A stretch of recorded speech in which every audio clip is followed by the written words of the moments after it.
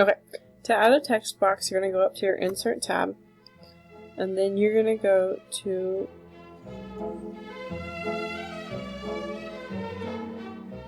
text box. Right over here in the text group, you're going to go to text box.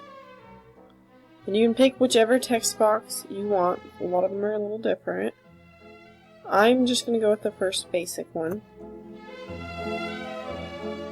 Now, you have your text box. You can type whatever you want in here. You can use the handles to resize it if you want. Your text features under your home tab still work, so if you want to center it and do that stuff, you can. Notice it has text box tools and it has the format tab.